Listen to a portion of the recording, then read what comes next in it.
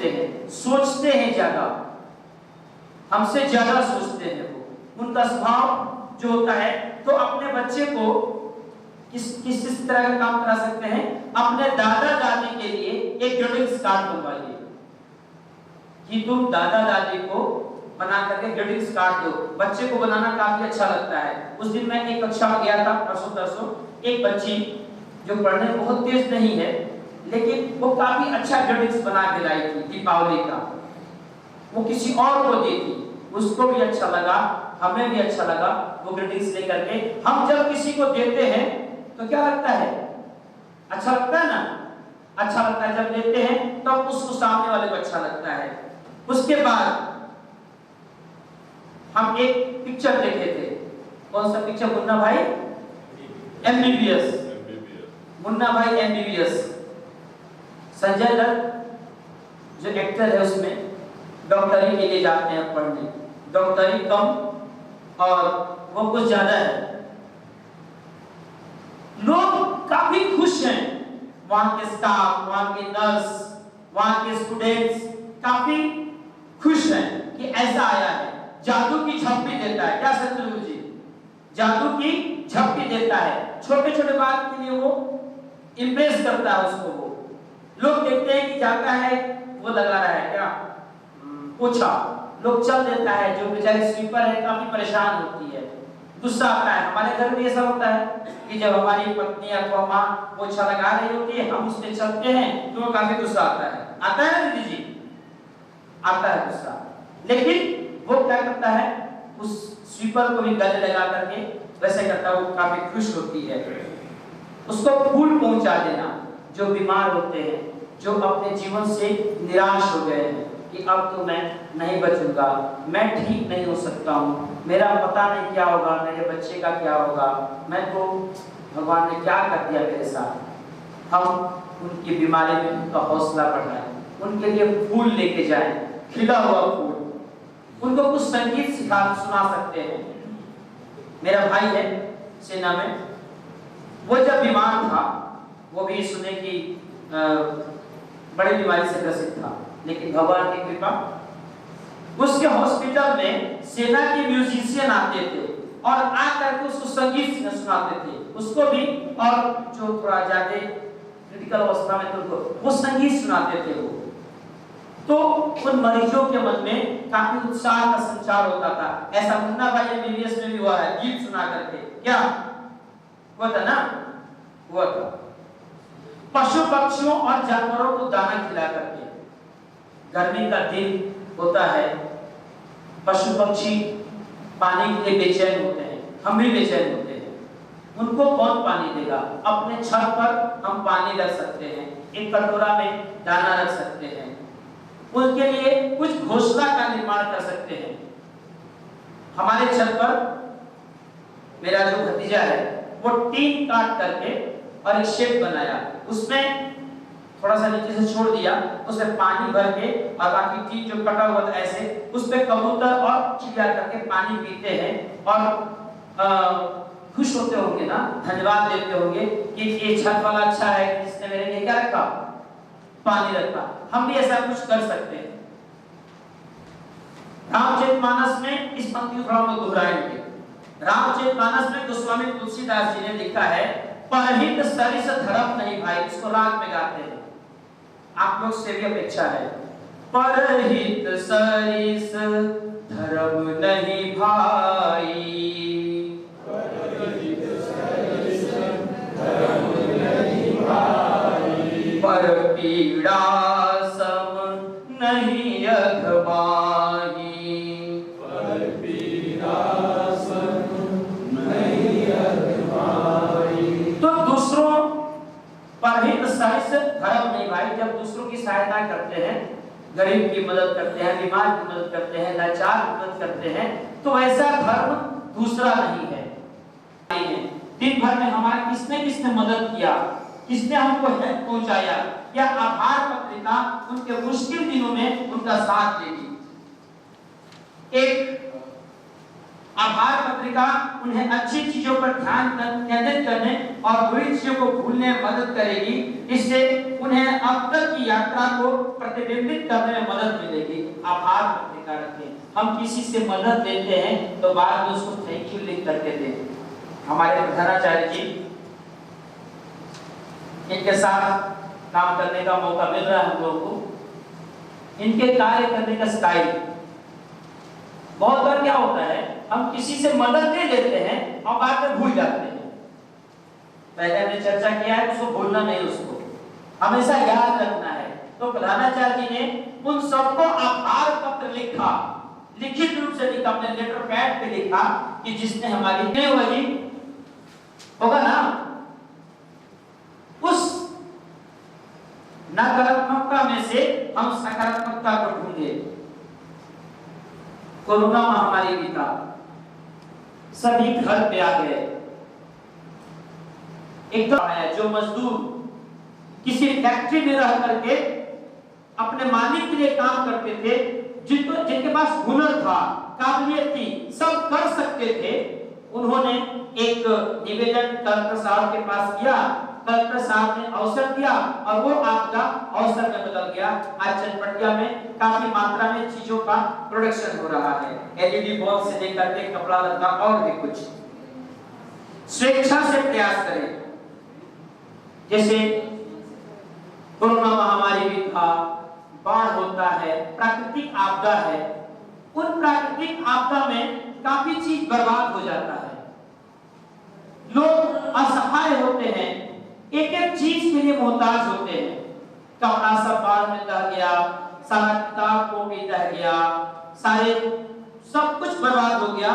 उसमें अपने बच्चे को स्वेच्छा से जानने को कहें, उसको जाने दें, तब वो महत्व समझेगा कि हम सामाजिक संगठन से जुड़ करके सेवा का काम करके कितना अच्छा लगेगा, उसको कितना अच्छा कर रहे हैं। कृतज्ञता सिखाने के लिए, सिखाने से बच्चों को सहानुभूति, दयालु और देखभाल करने वाले नागरिक बनाने में मदद मिलेगी। हम उसको घर में कैद करके रखेंगे, उसका विकास नहीं हो सकता है। बात करते हैं सर्वांगीण विकास की, उसका विकास नहीं हो सकता है। इसके लिए उसको हम समाज में जाने दें, सेवा का काम करने दें, तो उसको और भी अच्छा लगेगा। कृतज्ञता के 3 भाग हैं, मान्यता, स्वीकृति और सराहना। कृतज्ञता का पहला चरण मान्यता है, जिसमें हम मानते हैं कि हमारे जीवन में सब कुछ ठीक हो रहा है। जब हम मानने लगेंगे सब कुछ ठीक हो रहा है, जो हो रहा है भगवान की कृपा से हो रहा है। लेकिन हमारी काबिलियत क्या होती है, जब अच्छा होता है तो हम किए, हम, और जब कुछ बुरा हो गया सब भगवान, पता नहीं क्या हो रहा है मेरे साथ में, भगवान ने ऐसा कर दिया, भगवान ने बुरा किया तो भगवान, और अच्छा कर दिया तो हम जो भी करें वो किसको समर्पित करें, भगवान को समर्पित कर दें। मैं नहीं तू ही, उनकी इच्छा थी, उनकी इच्छा से हो रही है। हमारी मेहनत का फल हमारे जीवन को जीने योग्य बनाती है। फिर हम किसी चीज को खाली के बजाय भरा हुआ देखने लगते हैं। जैसे ये गिलास रखा हुआ है, कहने वाले कहेंगे ये तो आधे गिलास है, इसमें पूरा पानी कहाँ है, आधा गिलास है, आधा खाली है। लेकिन जो सकारात्मक सोचने वाले होंगे वो कहेंगे नहीं, आधा भरा हुआ है, आधा खाली नहीं है, आधा ये भरा हुआ है। ये वो सब जगह अच्छा देखना चाहते हैं। हम मानने लगते हैं कि हमारी जिंदगी खराब है, अगर हमारा दोस्त न होता तो हमारा परिवार हमारे साथ नहीं होती। जाती रही भावना जैसी, प्रभु मूरत देखें कि तैसी। जिसकी जैसी भावना होती है उसका वो ऐसा ही दिखाई देता है। जैसे कंस, भगवान कृष्ण उसको कैसा दिखाई देते थे, अपना वध करने वाला दिखाई देते थे। लेकिन राधा को, यशोदा माँ को, नंद को वो अपने पुत्र के रूप में दिखाई देते थे। स्वीकृति, कृतज्ञता हमें आशावादी बनाती है। हम इस बात को स्वीकार करने लगते हैं कि हमारे जीवन में कुछ बदलाव आया है, या हमें जीवन में नए कदमों को उठाने में उत्साह देता है, जिसे करने से पहले हम डरते थे या उसे नहीं करना चाहते थे। जिसको हम नहीं करना चाहते थे उसको हम करने लग जाते हैं। हमारे अंदर का डर भय समाप्त हो जाता है अगर हम किसी के प्रति कृतज्ञ होने लगते हैं तो। सराहना, सराहना कृतज्ञता का तीसरा चरण है। हम अपने जीवन में लोगों की सराहना करना शुरू कर दें, उसकी बड़ाई करना शुरू कर दें, फिर हमें किसी में कमी नहीं दिखाई देगी, हमें सब कुछ समान दिखाई देने लगेगा, सभी अच्छे दिखाई देने लगेंगे, किसी में कुछ बुरा ही नहीं दिखाई देगा। द्रोणाचार्य ने दुर्योधन और अक्षय कुमार जी किसको भेजा? युधिष्ठिर को एक काम के लिए भेजा कि जाइए, दुर्योधन को बोला कि जाइए जा करके एक आप अच्छे व्यक्ति को ढूंढ करके लाइए। युधिष्ठिर से बोले कि जाइए आप जाके बुरे व्यक्ति को ढूंढ के लाइए। दोनों गए खोज में, वापस आए, युधिष्ठिर को ना कोई बुरा आदमी मिला और दुर्योधन को ना कोई अच्छा आदमी मिला। क्यों नहीं मिला? क्यों नहीं मिला संतरासुर जी? उसकी ऐसी भावना थी, जागी रही भावना जैसी, प्रभु मूरत देखे तैसी, जो जैसा देखता है उसको वैसा मिलता है। आगे है कृतज्ञता की शक्ति का उपयोग क्यों करें? हमें अपनी शक्ति और सामर्थ्य की परख हमेशा करती रहनी चाहिए। जब कभी हमारे जीवन में नकारात्मक शक्तियां हावी होने लगे तब कृतज्ञता की शक्ति को याद करना चाहिए कि मेरे साथ कभी किसी ने कुछ अच्छा किया था। कभी कभी दूसरों को देखकर लगता है कि भगवान ने उसको बहुत कुछ दिया है, सुंदर गाड़ी, सुंदर मकान, सुंदर पत्नी, सुंदर पति, एकदम क्योर करने वाला पति, एकदम हमेशा साथ में साथ रहने वाला। हमारे पास इस चीज की कमी है, हमारे बच्चे भी ऐसे हैं, हमारा घर भी अच्छा नहीं है, ये चूता है, अच्छा नहीं है। लेकिन उसी समय हम थोड़ा नीचे देखें, अपनी दृष्टि को थोड़ा सा नीचे करें, तब ध्यान में आएगा कि नहीं, भगवान ने हमको जो दिया है अच्छा दिया है। हमसे कमजोर वाले भी हैं जिनको रहने के लिए छत नहीं है, छत तो क्या झोपड़ी भी नहीं है, जाड़ा के दिन बेचारे वो ठिठुरे रहते हैं, एक ऊनी वस्त्र के लिए वो ललायत रहते हैं, तो उनको भी देखना चाहिए। तो भगवान को धन्यवाद दीजिए, भगवान को कृतज्ञ मानिए कि उन्होंने हमको बहुत कुछ दिया है। तो उस समय थोड़ा अपने नीचे देखने का अनुभव हो जाएगा। कृतज्ञता व्यक्त करने के लाभ, कृतज्ञता हमें खुश करती है। हमारा जीवन नकारात्मक हुआ, इसको भूलकर हम उसे सबक लेते हुए अपने जीवन में क्या क्या सकारात्मक हुआ इसको हम देखें, हमने क्या हासिल किया, कितने लोगों ने हमारी मदद की, कितना अच्छा काम किया, इन सारी चीजों के लिए हम उसके प्रति आभारी हो। ऐसा नहीं, जहां काम आगे सुई वहां कहां करे तलवार। जहां सुई का काम है वो सुई का काम ही कर सकता है, सुई वहां तलवार काम नहीं कर सकता है। एक थोड़ा सा गीत है, एक दो पंक्ति हम सब दोहराएंगे। हमें तुमने मालिक बहुत कुछ दिया है, बोलिए जय किशोर गुरु जी। हमें तुमने मालिक बहुत कुछ दिया है, तेरा शुक्रिया है, तेरा शुक्रिया है, तेरा शुक्रिया है, तेरा शुक्रिया है।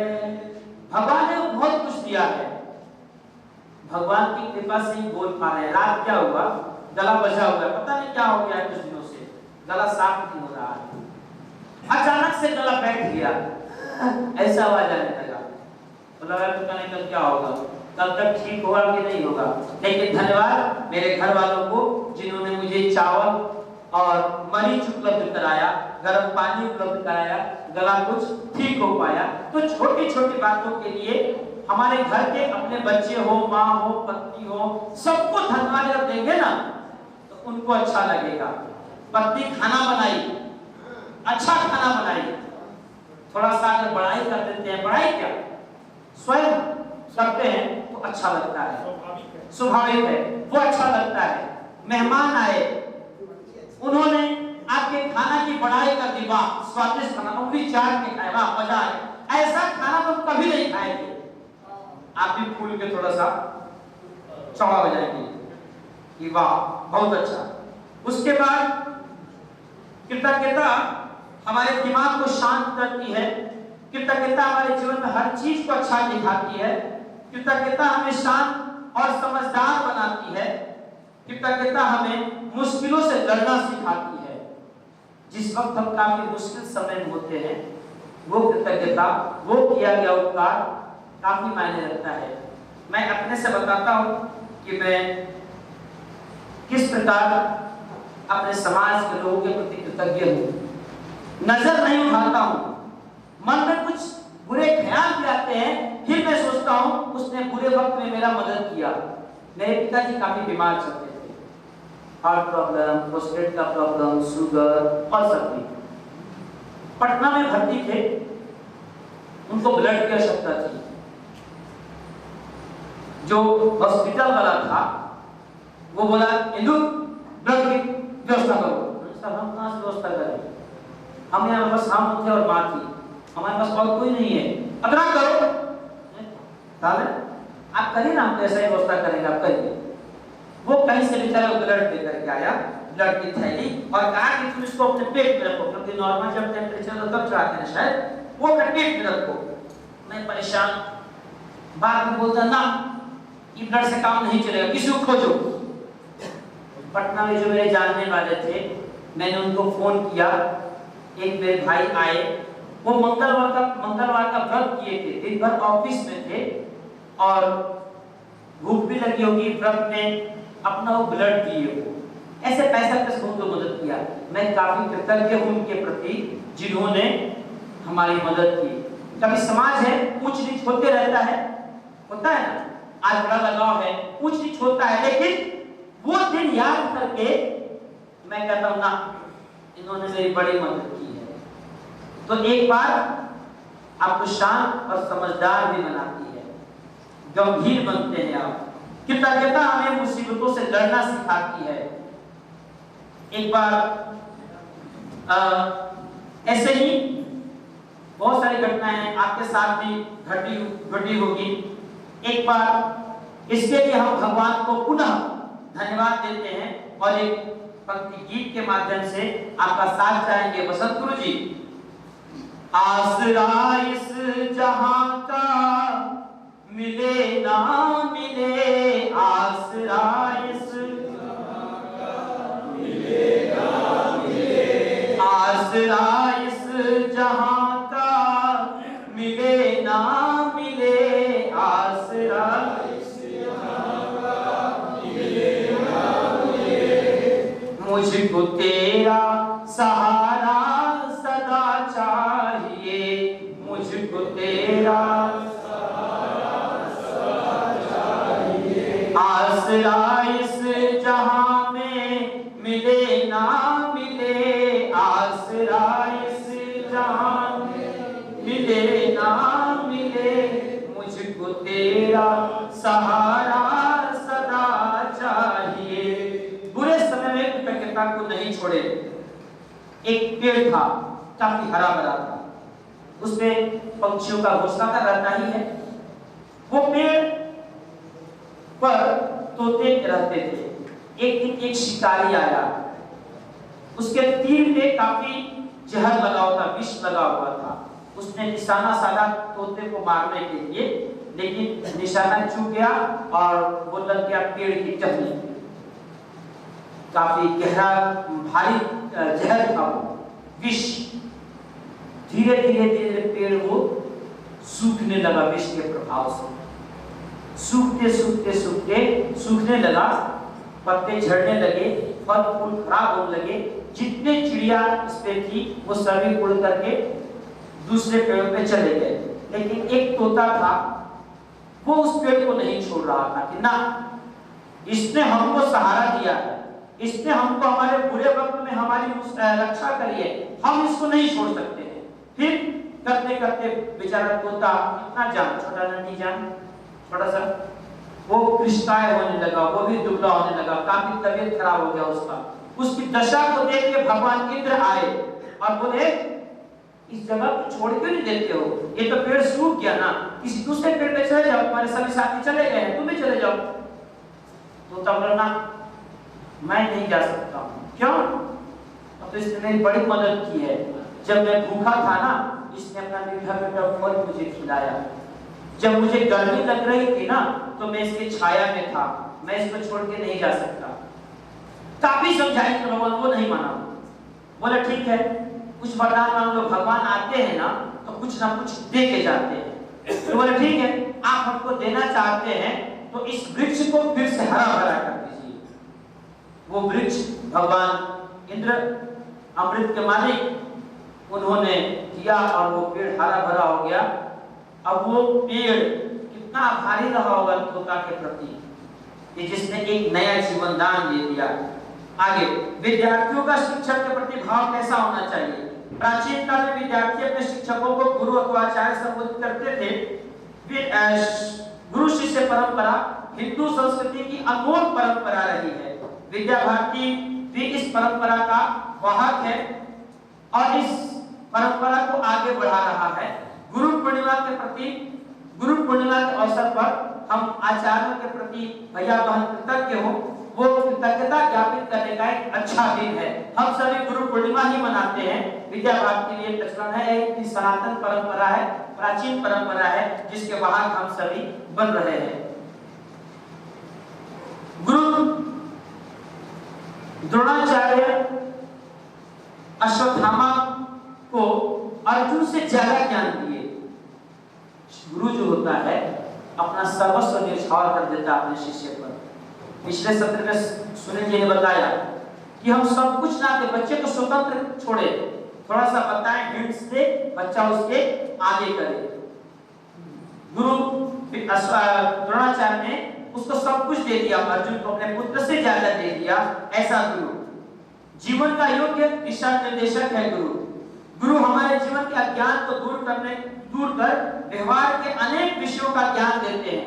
व्यवहार के अनेक विषयों का ज्ञान देते हैं जो हम सामाजिक जीवन में अपने पारिवारिक जीवन जो व्यवहार करते हैं, हमारे जीवन के योग्य दिशा निर्देशक हैं। वे विद्यार्थियों को प्रतिदिन उनका आदर करना चाहिए और सदैव उनका आभारी रहना चाहिए। हम सबको कभी मिलते होंगे आपके शिष्य, जब वो आपको बीच बाजार में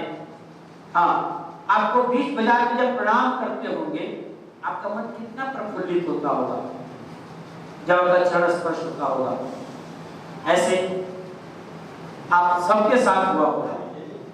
जब विद्यार्थी काफी कृतज्ञ हुआ होगा, हम कृतज्ञ हैं उस सेव के जिसने हमारी क्षुधा को मिटाया।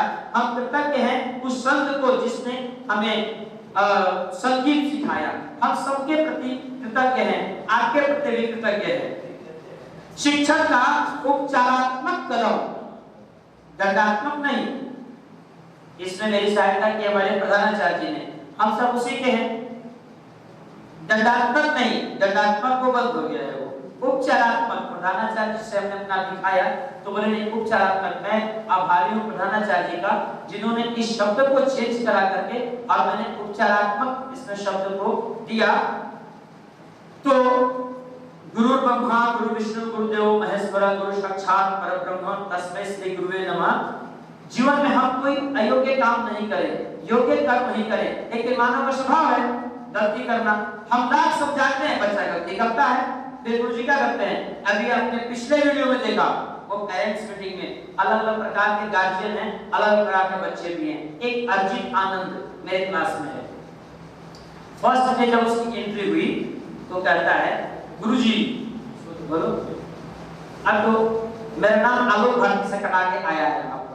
वहां पे मैं काफी बदमाशी करता था, अब मैं यहाँ पे आया। बेचारा इनोसेंट है, बच्चा है, कोई भी गलती करता है उसको तत्काल स्वीकारता है। जी गुरुजी हम ऐसा किए थे, कोई स्वीकारता नहीं है। बेचारा बड़ी सफाई से स्वीकारता है।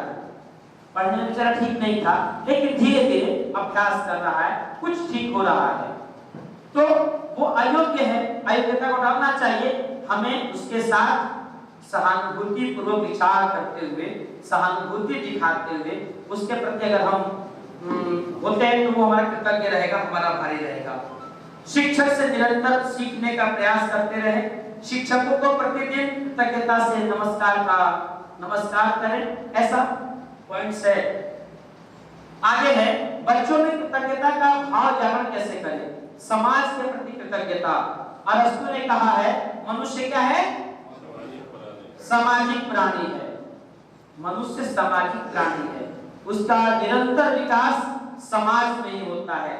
जन्म से लेकर के और मृत्यु तक समाज से ही लेना, समाज को ही देना, समाज में ही उसका सब कुछ चलता है। अब हम सभी कहानी सुने होंगे, एक छोटा बालक जन्म के साथ उसको एक कमरे में बंद कर दिया गया। वो बोलना पढ़ना लिखना नहीं सीख पाया। मनुष्य सामाजिक प्राणी है।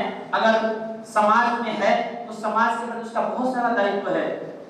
हम सार्वजनिक संपत्ति का उपयोग करते हैं, ट्रेन में जाते हैं, बस स्टैंड पे जाते हैं, शौचालय में जाते हैं। यहाँ की तत्कालीन नगर सभापति गरिमा देवी शिकारिया बेतिया में काफी जगहों पर शौचालय का निर्माण करवा दिया। हम सभी को जब इसकी आवश्यकता होती है तो काफी परेशान होते हैं। बेतिया है, छोटा शहर है, कहीं भी अपना कर लेते हैं, लेकिन बड़े शहरों में ऐसा करने पर क्या होता है? जुर्माना होता है। चंडीगढ़ में गया था, ऐसा निवृत्ति के लिए मुझे काफी दूर जाना पड़ा, तब जाके कहीं कुछ मिला। लेकिन धन्यवाद गरिमा देवी शिकारिया को, जिसने जगह जगह शौचालय का निर्माण कराया विद पानी टैंक के साथ में। लेकिन धन्यवाद उन नागरिकों को भी जिन्होंने सब व्यवस्था होते हुए कैसी स्थिति बना के छोड़ी है कि हम वहां जा भी नहीं सकते हैं, देख भी नहीं सकते। ये हमारी ही कृति है। उसने अपना काम किया, हमने क्या किया, हम क्या कर रहे हैं, हम थोड़ा देखें। परिवार के प्रति कृतज्ञता। हम सुबह तैयार होकर के आए, दीपावली का दिन, धड़ाधड़ तैयार होना था, परिवार ने हमको नाश्ता बना करके दिया, उसके प्रति कृतज्ञ। आप भी घर से आए, छोटे छोटे कामों के लिए कृतज्ञता ज्ञापित करना। प्रकृति के प्रति कृतज्ञता। हम बच्चे से पढ़ते हैं, कविता बस थोड़ा सा दूर आएंगे, थोड़ा सा और। जिसने सूरज चांद बनाया, जिसने तारों को चमकाया, जिसने फूलों को महकाया, जिसने रच की धरती न्यारी, फल फूलों से भरती क्यारी, उस ईश्वर को सदा मनाओ, उसे प्रेम से शीश झुकाओ। तो ये प्रकृति के प्रति कृतज्ञता अगर हम जाहिर करते हैं, व्यक्त करते हैं, भैया बहनों को बताते हैं, काफी लाभ होगा। राष्ट्र के प्रति कृतज्ञता। हम जिस देश में हैं, जहां हमने जन्म लिया, जहां का हमने पानी लिया, जहां जिसमें हमने रह करके श्वास किया, उसके प्रति कृतज्ञता। महाराणा प्रताप और भामाशाह की कहानी आपको पता है। जिस महाराणा प्रताप जय किशोर गुरु जी, महाराणा प्रताप को सर्वस्व समर्पित कर दिया, किसने? भामाशाह ने सब कुछ दे दिया, अपना जीवन भर की पूंजी समर्पित कर दी उसको। ऐसे भामाशाह के प्रति भी हम कृतज्ञ हैं। भगवान राम से हमें कृतज्ञता सीखनी चाहिए। भरत भाई कपि से उरण हम नाही। वनवास से वापसी के क्रम में भगवान श्री राम ने भरत जी से कहा, भरत भाई कपि से उरण हम नाही। जितना उपकार भरत ने हमारे पर किया है, जन्म जन्म लेने के बाद भी हम इसके उपकार को नहीं चुका सकते हैं। तब भगवान ने कहा था, तुम मम प्रिय भरत ही सम भाई, तुम मेरे भाई भरत के समान हो। उसके बाद आगे भी, सुन कभी कोई समान उपकारी, नहीं कोई सुर नर मुनि तनधारी।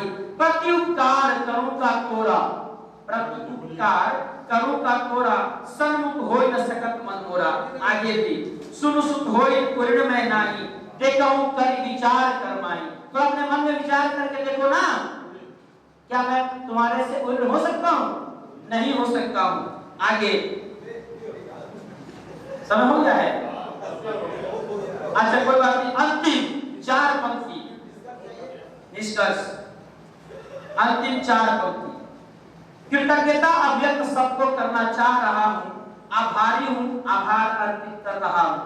अब यहाँ की पूंजियां लो, आप ही संभालो। अब विदाई दो मुझे, मैं जा रहा हूं। अब विदाई दो मुझे, मैं जा रहा हूं। धन्यवाद।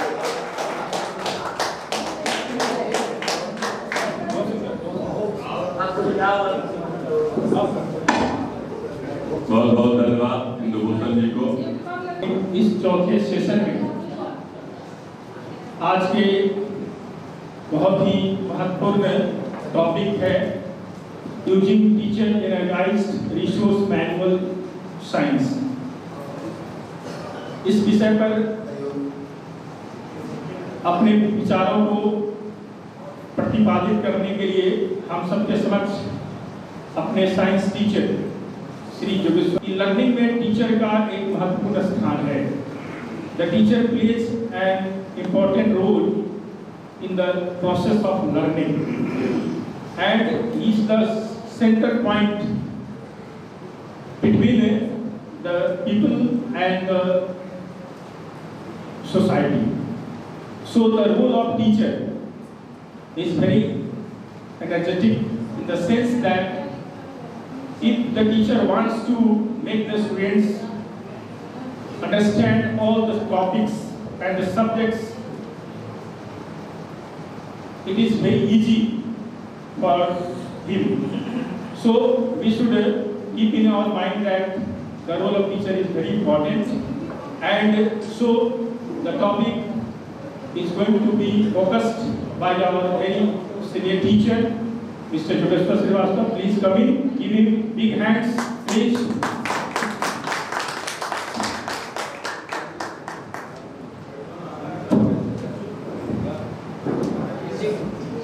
स्वादिदेव सवितुर्दुरितानि परासुव यद्भद्रं तन्नासुव।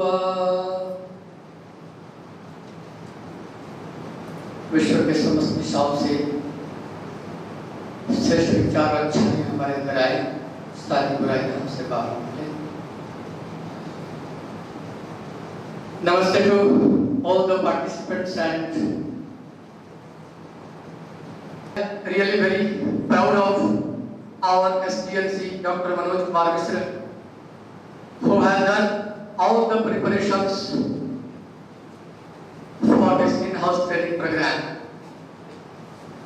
I am grateful to our principal, Mr. Vinod Kumar, as a facilitator of this training program. I am also thankful to Mr. Tarun Kumar, the COE Patna, who has compelled us to organize and participate in these training programs. Myself, Yogeshwar Srivastava, who is going to present the topic using teacher energized resource manual for science.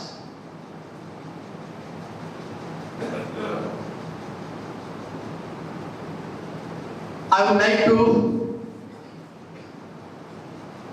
express my gratitude to Mr. Sachin Kumar, who has helped technically in preparing these slides of the PPT, and Mr.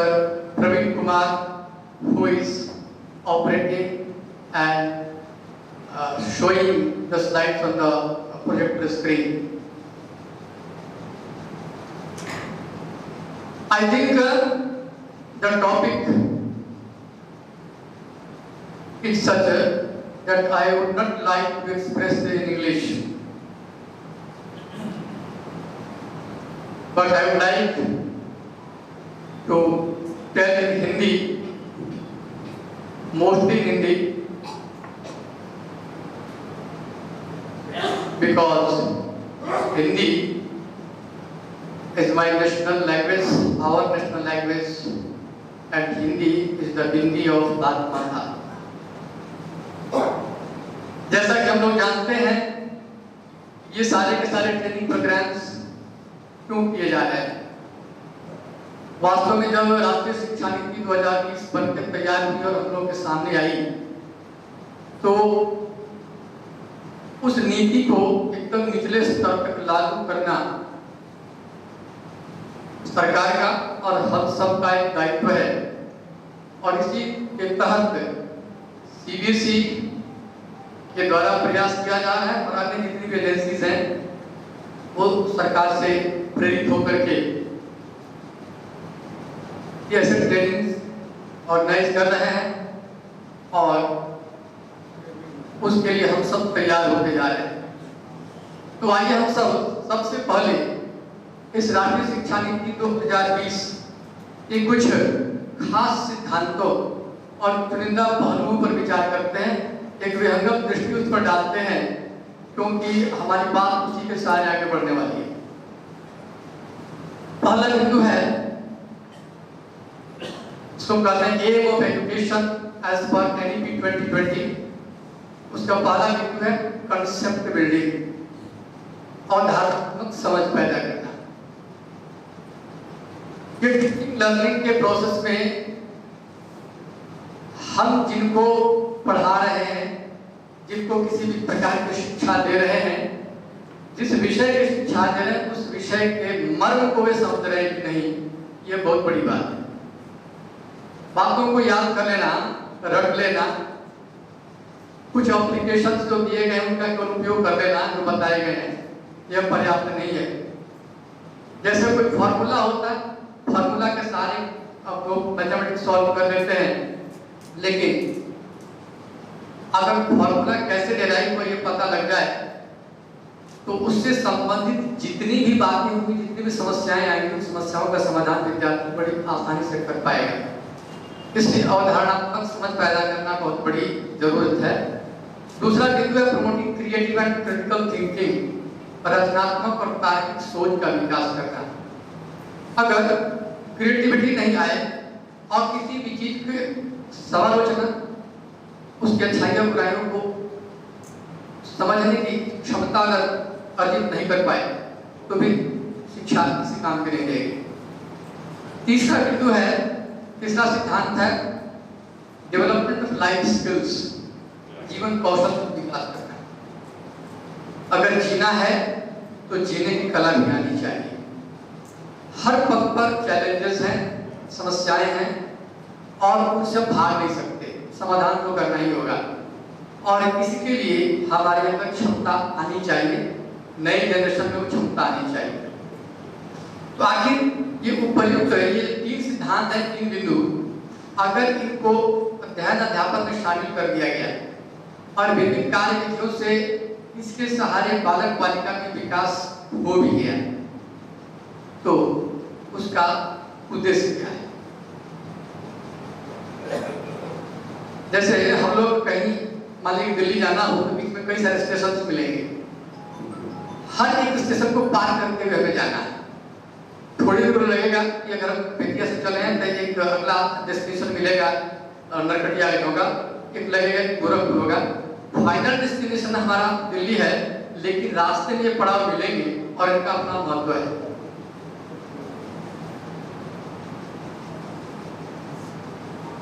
इस चीज को दो विपरीत दिशाओं से हम लोग समझ सकते हैं। जो चीज हम रोज प्रयोग करते हैं या सामान्य तौर पर हम लोग अपने जीवन प्रयोग करते हैं, उनके सहारे में बात को रखना चाहूंगा। इधर तो नहीं हो रहा है, लेकिन हिंदी में हम लोग भोजन मंत्र दोहराते हैं। अन्न ग्रहण करने से पहले विचार मन में करना है। भोजन करने जा रहे हैं पर विचार करना है, इसलिए किस हेतु से इस शरीर का रक्षण पोषण करना है। एक बात तो ध्यान में आ रही कि भोजन करने से शरीर का रक्षण पोषण होगा, पर प्रश्न वहीं आगे खड़ा हो जाता है कि किस लिए शरीर का रक्षण पोषण करें। तो आगे का बात लिखती है, हे परमेश्वर एक प्रार्थना नित्य तुम्हारे चरणों में, लग जाए तन मन धन मेरा मातृभूमि की सेवा में। एक बड़ा सा लक्ष्य हमारे सामने है, इस मातृभूमि की सेवा करनी है। उस बड़े से लक्ष्य को समझना जरूरी है। तो ये जो तीन बातें हैं, इन बातों के सहारे एक चौथा चीज हमको मिलने वाला है कि व्यक्तित्व के निर्माण का एक और उद्देश्य है, और वो है growing attachment with the roots and sublimity of Bharat. Bharat की जड़ों और गौरव से लगाव पैदा करना। सारी विद्या, सारी पढ़ाई, सारी शिक्षा हमारी व्यर्थ हो जाएगी अगर उस पढ़ने के बाद हमारा लगाव हमारी संस्कृति से नहीं हुआ, हमारी जड़ों से नहीं हुआ। अगर हम भारत की संस्कृति के साथ, भारत के परिवेश के साथ, भारत के संसाधनों के साथ अगर सामंजस्य स्थापित नहीं कर पाए तो भी बेकार है। यह बहुत केंद्रीय भाव है। और अगर हम यूनिवर्स में बहुत सारे उदाहरण देख सकते हैं कि अगर ये केंद्र नहीं हो तो फिर वो सिस्टम ही नहीं चलेगा। जरा विचार करें, हमारा सोलर सिस्टम, इस सोलर सिस्टम सूर्य को निकाल दीजिए, क्या सोलर सिस्टम बचेगा? नहीं बचेगा। उसी सूर्य के भिन्न भिन्न ग्रह पथ पर ग्रह गतिमान है अपनी अपनी रफ्तार से, और उन ग्रहों के इर्द गिर्द उनके परितः उपग्रह गतिशील है। तो जैसे सूर्य को हटा देने के बाद ये सोलर सिस्टम नहीं बचता है, उसी तरह से अगर हमारे अंदर से भारतीयता समाप्त हो जाए, संस्कृति समाप्त हो जाए, हमारा जो गौरवशाली अतीत है, हमारा गौरवपूर्ण जो ज्ञान है, उससे हमारा उड़ जाए तो फिर हमारे जीवन का उद्देश्य ही कुछ नहीं रह जाएगा। कहते हैं यद पिंडे तत् ब्रह्मांडे, अपने संस्कृति से ही आता है। अब जरा एटम के बारे में सोचो, हर एटम के अंदर न्यूक्लियस होता है। अगर एटम में से न्यूक्लियस निकाल दीजिए, एटम बचेगा? नहीं बचेगा। इसलिए हम कुछ भी करते चले तो केंद्रीय भाव है, उस केंद्रीय भाव को समझना जरूरी है, उन जड़ों को समझना जरूरी है। और अगर उन जड़ों को समझ सके तो हम जो पुरुषार्थ कर रहे हैं विद्यादान का, शिक्षण का, वो सफल हो पाएगा। अब प्रश्न ये उठता है कि भारतीय संस्कृति ही क्यों? तो वास्तव में हम में से बहुतों को होगा, जैसे अपने राष्ट्रपिता जो कहे जाते हैं उनको भी वर्ल्ड सिटीजन कहा जाता है। उनके राजनीतिक शिष्य थे अपने भारत के प्रधानमंत्री, उनको भी वर्ल्ड सिटीजन बनने का बड़ा शौक था। अभी भी पूरे वैश्विक स्तर पर अपने जो प्रधानमंत्री हैं उनको देखिए तो एक वर्ल्ड लीडर के रूप में एक तरह से प्रमोशन होता है। अगर हम चाहते हैं कि विश्व पर छा जाए, अगर हम चाहते हैं कि विश्व का कल्याण हो, तो हमारा होना जरूरी है। और केवल होना जरूरी नहीं है, हमारा मतलब भारत का होना जरूरी है। भारत का केवल भौगोलिक स्वरूप ही रह जाए इतना पर्याप्त नहीं, भारत की भारतीयता रहनी चाहिए। भारत की संस्कृति नहीं रही, भारत है इसलिए क्योंकि यह ज्ञान का देश है। भारत है इसलिए इसको बनाने वाले जो थे आर्य थे, और आर्यों के चलते इस देश का नहीं बल्कि अगर अपने जो भारतीय उपमहाद्वीप कहते हैं इस सब में करके आर्यावर्त हुआ करता था।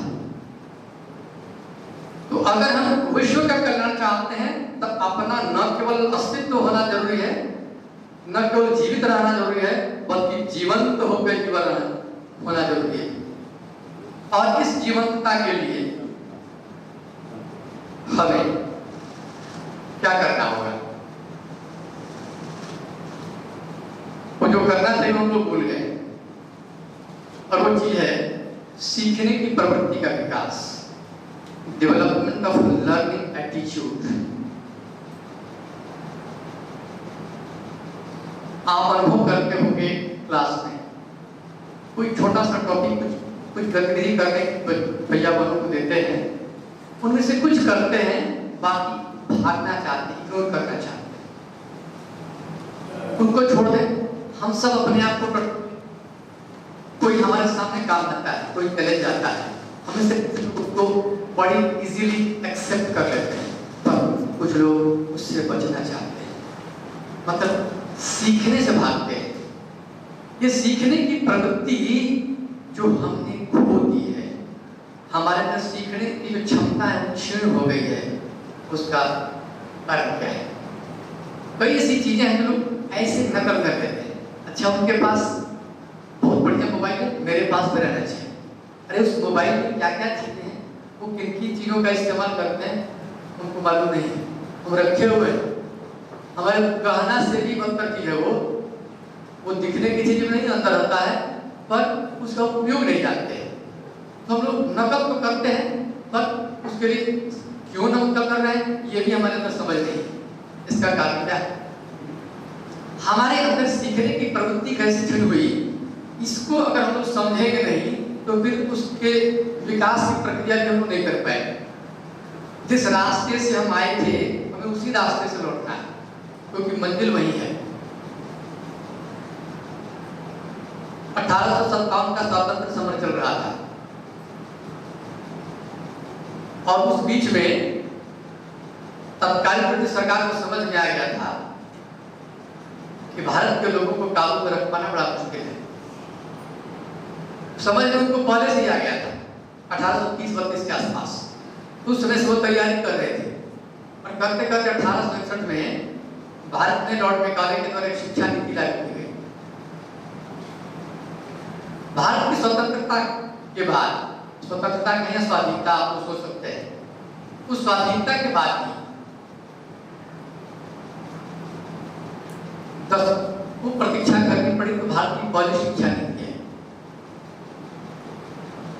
पर वो बुनियादी शिक्षा पद्धति जो मैकाले ने यहाँ पर लागू की थी वो गई नहीं। उसके बाद 1986 में दूसरी शिक्षा नीति आई। उस समय से बहुत विद्यार्थी होंगे और उसके बाद 2020 में नई शिक्षा नीति आई। अभी तक जो शिक्षा नीति भारत में लागू है, थोड़े बहुत हेर-फेर के साथ मैकाले के द्वारा बनाई गई शिक्षा नीति ही है। हमने थोड़े बांह दिए होंगे, थोड़ा सा नाक का इधर उधर बदल दिया होगा, लेकिन उसका मौलिक ढांचा नहीं बदला। और उस शिक्षा नीति को लागू करने का जो उद्देश्य है उसकी चर्चा मैं नहीं करूंगा, आप लोग गूगल करके देख लीजिएगा। और उसमें वो जो शिक्षा नीति लागू हुई उसका परिणाम था कि हम लोग अपने आप को भूल गए, अपने सांस्कृतिक विरासत को भूल गए। हमारी जो दृश्यमान जो विरासतें हैं स्थापत्य कलाओं के रूप में, हम उनको भी भूल गए, उनको नष्ट होने दिए, क्योंकि हमारा उनसे कोई लगाव नहीं था। इधर शिक्षा नीति लागू बन के तैयार हुई और देश में एक आपदा आ गई, वैश्विक महामारी कोविड-19। और इस बीच में यह शिक्षा नीति जब आई तो सवाल उठा कि इसको लागू कैसे किया। हम लोग उस समय से इसी प्रक्रिया में जी रहे हैं कि हम अपने आप को कैसे तैयार करें। एक शिक्षक के नाते हम अपने आप को कैसे तैयार करें कि उस शिक्षा नीति के अनुपालन में उसके लायक बन सके। जो डिलीवर करना चाहती है सरकार, इस शिक्षा नीति के माध्यम से जो बातें आई हैं उसको कैसे लागू कर सकते हैं। तो इसी क्रम में दो विषय, विज्ञान और गणित, इन दो विषयों पर कुछ फोकस किया गया और समझा गया कि इसमें कुछ कठिनाइयां आ रही हैं। तो प्रयास करके उसमें हम ही जैसे कुछ लोग होंगे, कुछ शिक्षाविद होंगे, और उन्होंने एनसीईआरटी के द्वारा जो किताबें हैं क्लास 6 से लेकर 10 तक की, उन किताबों को पढ़ करके उसका अध्ययन करके कुछ मैनुअल्स तैयार किए गए। और वो जो मैनुअल तैयार किए गए उस मैनुअल की बनावट कैसी है, उस मैनुअल का उद्देश्य क्या है, इसके बारे में उस समय के भारत के शिक्षा मंत्री डॉक्टर रमेश पोखरियाल निशंक ने ट्वीट किया था। आप जरा ट्वीट दिखाएं, ट्वीट बस उसी क्रम में आगे होगा, वो ट्वीट दिखाएं। और ट्वीट है कि इसमें एक ऑर्गेनाइजेशन है सेंटर स्क्वायर फाउंडेशन, इसके साथ मिलकर के एनसीईआरटी सीबीएसई ने मिलकर के कोलैबोरेशन में शिक्षकों के लिए मैनुअल तैयार किया है, किताबें हैं बच्चों को पढ़ने के लिए, लेकिन बच्चों को क्यों पढ़ाया जा रहा है, क्या एक्सपेक्टेशन है एनसीईआरटी की पुस्तक लिखने वालों का, सीबीएसई जो पाठ्यक्रम था उस पाठ्यक्रम का उद्देश्य क्या है, ये शिक्षकों को समझ में आ जाए। इसलिए ये विज्ञान और गणित इन दो विषयों के लिए ये मैनुअल बनाया गया।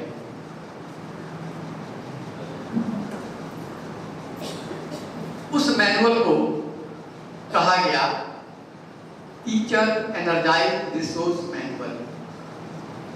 T for teacher, E for energize, R for resource, M for manual हो गया टर्म, और ये 2020 में आया तो हो गया टर्म 2020। अब टर्म का लक्ष्य क्या है जो उसमें लिखा गया है, जो भी मैनुअल आप खोल के देखेंगे उसमें लिखा गया है, इसलिए वो उसका जो ऑब्जेक्टिव है वो आप सामने में ऐसे पढ़ना चाहूँगा। The goal of the teacher energized resource manual is to provide science and mathematics teachers with competency-based educational resources aligned to NCERT textbooks. It would support them in the attainment of desired learning outcomes and development of requisite competencies of the learner. The term has equal number of corresponding chapters as NCERT textbooks. It contains the list of concepts, learning outcomes developed by NCERT and learning objectives, competency-based test items for each corresponding learning objective and sample activities for enrichment has been provided. यानी इस एक paragraph में बता दिया गया है कि ये टर्म बनाया क्यों गया है, इसमें कौन कौन सी चीजें हैं, लेकिन इसमें कुछ टर्म्स आए और उसमें सबसे बड़ी बात आ गई है कॉम्पिटेंसी बेस्ड एजुकेशन। और जब हम कॉम्पिटेंसी बेस्ड एजुकेशन की बात करते हैं तो उसमें ही आता है कॉम्पिटेंसी बेस्ड लर्निंग। सारा मामला सीखने और सिखाने का है, हमें सीखना है, आगे वाले को सिखाना है, तो ये कॉम्पिटेंसी बेस्ड लर्निंग सीबीए का है। और कॉम्पिटेंसी बेस्ड एजुकेशन सीबीई क्या है, थोड़ी सी चर्चा मैं करना चाहूंगा। तो पहले कॉम्पिटेंसी क्या है या कॉम्पिटेंस क्या है। हम लोग अक्सर तुलना करते हैं कि mister X is more competent than mister Y. Mister X is more competent and Y less competent. प्रश्न उठता है ये एक ज्यादा कॉम्पिटेंट है, कम कॉम्पिटेंट है, इसका मतलब क्या हुआ, ऐसा क्या बताना चाहते हैं। तो ये जब हम कुछ काम करेंगे उस कामों को करते हुए हम उसको बहुत आसानी से कंपेयर करते हैं। तो कहा गया कि कॉम्पिटेंसी वंस एबिलिटी कॉम्पिटेंस क्या है? दक्षता, तो क्षमता है और skill to practise knowledge acquired. उस व्यक्ति ने जो ज्ञान प्राप्त किया है, उस ज्ञान का वह व्यावहारिक रूप से क्या उपयोग कर रहा है, कैसे उपयोग कर रहा है, यही बताता है उसकी दक्षता की। लगभग 89-90 की एक घटना है। मेरे एक बहुत करीब संबंधी थे, बहुत उम्र दराज व्यक्ति थे, एमजे के हॉस्पिटल में भर्ती थे। तो डॉक्टर लोग को लगा कि शायद उनके ब्रेन में कुछ दिक्कत है, शायद मेनिंजाइटिस की संभावना लग रही थी। तो जांच के लिए बस सेरेब्रोस्पाइनल फ्लूइड निकालना पड़ता है और वही जांच होता है। तो वो निकालने के वो जो दंपति थे, उनके निकटवर्ती एक डॉक्टर थे, नाम मेरे डॉक्टर एस.पी. वर्मा नाम था। किसी एमजे हॉस्पिटल में डॉक्टर थे, क्योंकि उनके नजदीक थे, उनको बुलाए हुए आए। इतना लंबा रीडिंग आता है, मोटा सा रीढ़ की हड्डी में जब होके नहीं निकला पाया। दूसरी जगह रोगी की पीड़ा चेहरे देख करके फिर विराट समझ में आ रही थी। 2 जगह होके दर्द देख करके तो मैंने कहा कि छोड़ दीजिए डॉक्टर साहब। उसी से वहाँ पर एक डॉक्टर हुआ डॉक्टर एच.पी. गुप्ता, उसमें ट्यूबरकुलोसिस डिपार्टमेंट के हेड हुआ करते थे। वे आए, उन्होंने लंबा रीजन में वर्टिब्रल रीढ़ की हड्डी पर पहले 3 उंगलियां उन्होंने रखी और एकदम उंगलियों ने बता दिया कि कहाँ निडल लगाना है। निडल लगाया, आराम से पानी आ गया, वो सेल फ्लूइड आ गया, सैंपल चला गया। आता कभी बहुत माइनर, मैं समझता हूँ ये एक बहुत अच्छा उदाहरण है कॉम्पिटेंसी का। ऐसे ही जब हम इन दो की तुलना कर रहे हैं और कॉम्पिटेंसी के मामले में, इसका मतलब कॉम्पिटेंसी को कंपेयर किया जा सकता है। Competency is comparable. और जब दो चीजों की को कंपेयर कर सकते हैं, कोई ना कोई मेजरमेंट का स्किल भी होगा, मेजरमेंट भी होता होगा। इसका मतलब यह है कि कॉम्पिटेंसी इज मेजरेबल, उसका मापन भी हो सकता है। और इन दो चीजों की, दो खूबियों की अगर उसका उपयोग करते हुए शिक्षा में हम कॉम्पिटेंसी के सहारे हम असेसमेंट भी करते हैं और इवैल्यूएशन भी करते हैं। उसके बाद एक तीसरी चीज है, ये कॉम्पिटेंसी कैन बी एक्वायर्ड, इसको हासिल भी किया जा सकता है।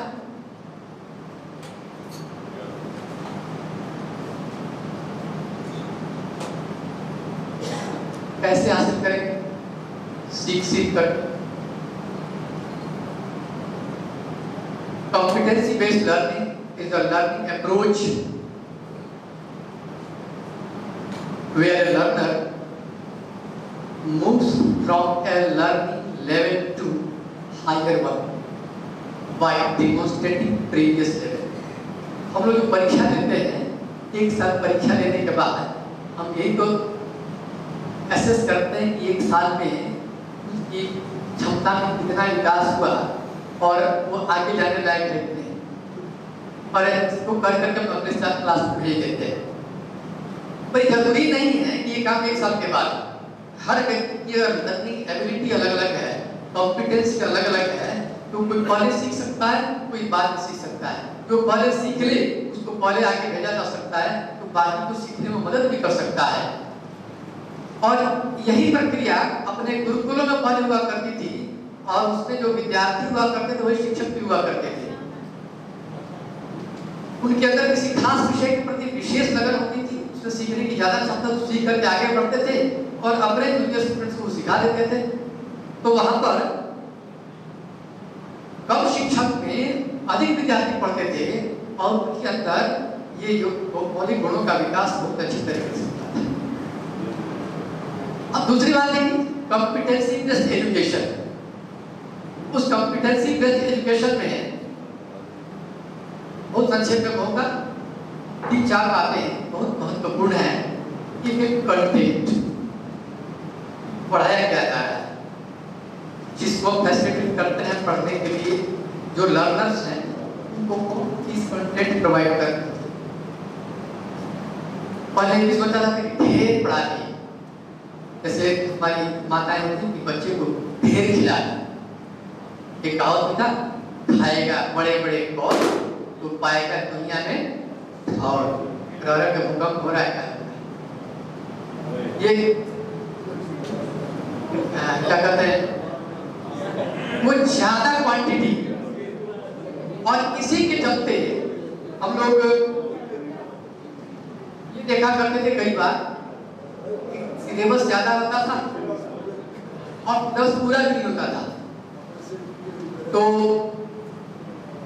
ये विचार किया गया कि कंटेंट कम करेंगे और जो कंटेंट है उस कंटेंट के अंदर डूबने का प्रयास करेंगे, उसके डेप्थ में जाएंगे। मिनिमम कंटेंट और उसके अंदर सेल्फ एक्सप्लोरेशन के लिए बच्चों का प्रवेश उनके अंदर स्वतः हो, इसके लिए इंस्पायर करेंगे, उसके लिए फैसिलिटेट करेंगे और उसके लिए अलग अलग लेवल के लिए अलग अलग करिकुलम हो और उनके लिए अलग अलग टाइम इंटरवल भी होगा। कॉम्पिटेंसी के आधार पर अलग अलग टाइम इंटरवल देने की व्यवस्था। दूसरा कहते हैं पेडागोजी, शिक्षण विधि, उसमें चाइल्ड सेंट्रिक, इंक्लूसिव, डिफरेंशिएटेड और प्रोग्रेसिव, ये सब कुछ तकनीक है। कई सारे अलग अलग सेशंस में इस पर हम लोगों ने ट्रेनिंग किया होगा, ये करेंगे।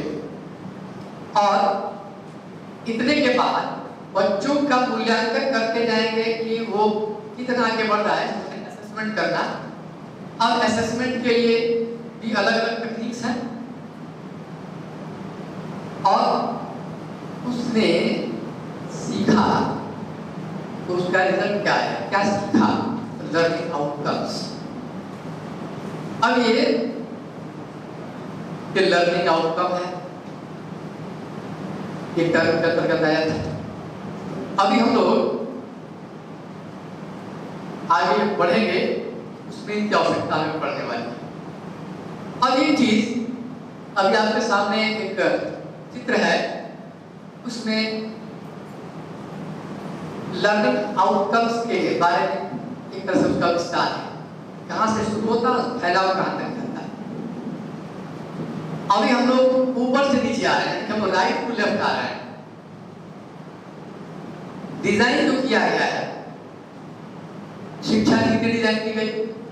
उस शिक्षा नीति के अलावा जो एजुकेशन बोर्ड्स हैं, बोर्ड्स ने करिकुलम्स बनाए, टेक्स्ट बुक है, उसके अंदर जो कंटेंट्स हैं, उस हिसाब से यहाँ पर एजुकेशन पॉलिसी की चर्चा नहीं की। उसके बाद आ गया institution, intended learning outcomes of the institution. हम यहाँ पर इंस्टीट्यूशन अगर सीबीएसई बोर्ड को माने तो उसी का यूनिट हम, उसने क्या आउटकम निर्धारित किया अपना, कि लोगों को क्या सिखाना। उसके बाद है intended learning outcomes of the academic programme. अब जैसे उदाहरण के अभी का एक प्रोग्राम चल रहा है, सेशन चल रहा है, इस ट्रेनिंग प्रोग्राम का भी कुछ होगा लर्निंग आउटकम, हम लोग क्या सीखें। उसके बाद है, उससे नीचे आते हैं intended learning outcomes of the course. Syllabus है, कोर्स है,